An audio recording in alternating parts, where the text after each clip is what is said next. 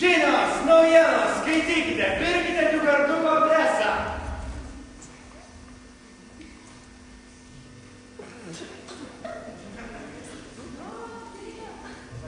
Skaitykite, pirkite Liugarduko presą. Chemikai valdo miestą. Ir štai prasidėjo didžioji depresija. Mieste smirdi ir prasidėjo didžioji depresija. Jis buvo toks gan lakoniškas ir naivus personažas, todėl man buvo gan sunku jį įsijausti. Bet po gausybės repeticijų ir sunkaus ilgo darbo, manau, man visai neblogai pavyko įgyvendinti per galutinį pasirodymą.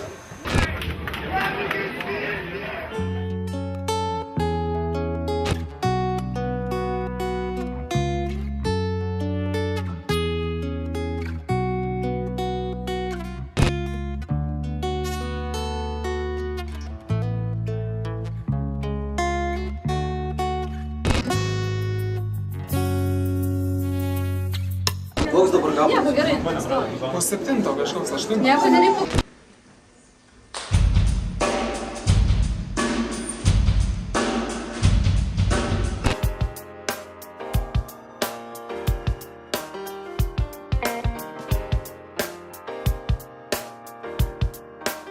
Mūsų merui liūnajam tuo metu depresuotam pasisiūlė padėti buvusi gimusi matematikų šeimoje, paskui tapusi chemikė priverstai. Mano vaidmuo buvo vilioklė, kurios vardas buvo Zeta. Aš taip laukiu savo didžiojo momento, kad aš pagaliau užlipsiu sceną, galvoju, tuo užlipsiu į sceną ir kvėpavau į mikrofoną ir tikrai girdėjau savo kvėpavimą, galvoju, tikrai viskas tinka, tikrai viskas gerai, žalia, dega, viskas gerai. Tik įlipau. Aš nesigirdžiu, ką daryti. Ir savo toliau vaidinu kaip niekur nieko ir ačiū Dievui, kad tuo metu šitas Feliksas išgirdo vienos iš bekių prašymą arba reikimą, kad paduok į mikrofoną normalų, bet kaip tik tuo metu, kai jis man prinešė tą mikrofoną, staiga įsijungė mano headsetas ir aš tada pradėjau daryti per 2 mikrofonus, irgi buvo ne taip blogai.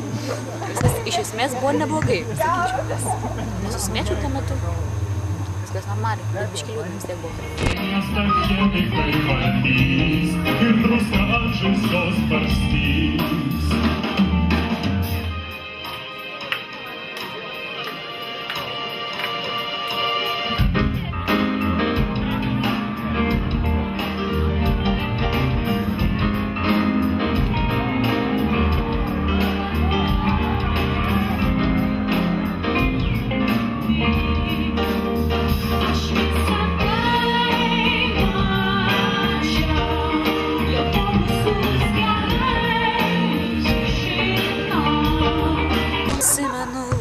Kai dar buvau visai maža, kaip motina antra, man buvo matematika.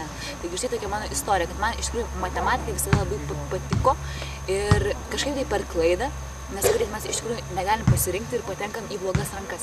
Ir aš patekau tarp piktųjų chemikų ir priklausiau tam kabaretui, bet vis dėlto aš panorau išgelbėti Feliksą, nes man labai suspaudė šiurkštį. Padėsiu tau, aš padėsiu tau. Per pačią rokoperą, per patį koncertą galutinį, tai valdžiau užuolaidas, kai jos atsiskleidinėjo ir užsiskleidinėjo. Ten tokioje vietoje nelabai patogioj sėdėjau prie šviesos režisierių, ten buvo tokie suktukai prieš mane. Pamenu, man Tadas pirmą kartą viską paaiškino, kaip ten daryti. Kas buvo statistas, šitas scenos apžvelgėjas, operatorius ir vadas. Tai iš tikrųjų per patį koncertą tai visada buvo parke, į kurią pusę pasuksiu, ar užuolaidas užsidarys, ar atsidarys, ar į tą pusę, ar ne. Ir kadangi ten biškį lagina, tai visada taip pasuki būna ir nežinai, ką jos ir dabar ir taip laukia, ar užsidarinės ar ne.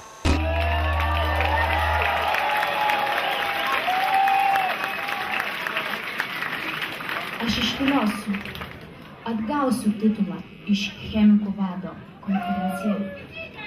Ir aš turėjau suvilioti patį geriausią vyrą rokoperui, konferencija. Ir man atrodo, kad man nepavyko suvilioti visai.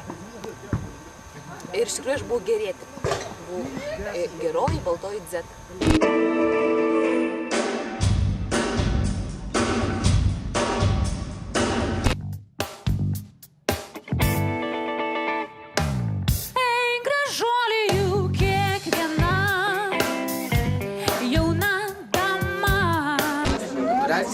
Reiškia, iš pradžių reikia apsivilti marškinius ir nusisekti visas sagas.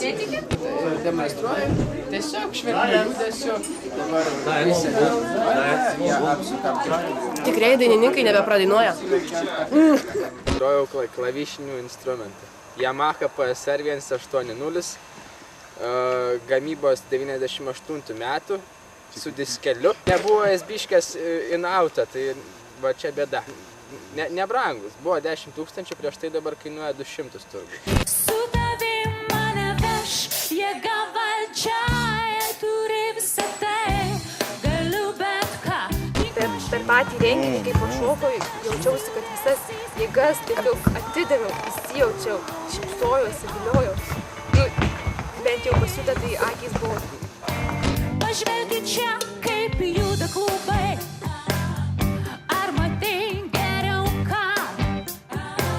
Rokoperio mano personažas buvo per repeticijas antras gitaristas, per pačią rokoperą pirmas gitaristas.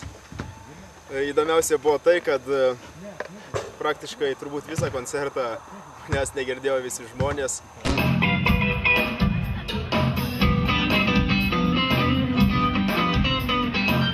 Linčas stengiasi.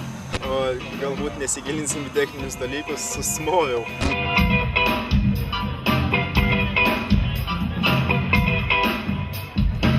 Labai džiaugiausi tokiais moteriškais tekstais ir savo galimybėm pareikšti savo fantaziją vyriškai auditorijai MIFO.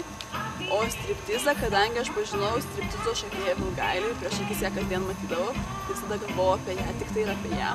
Ir man taip žiūriu į ją ir tokie žodžiai rūbai, kris, tiesiog pirmi žodžiai, kurie šovė galvą ir labai iš tikrųjų nusivyliau režisieriais, kurie visiškai neatsižvelgia į tekstą ir toje vietoje, kur rūbai kris, niekas nekrito.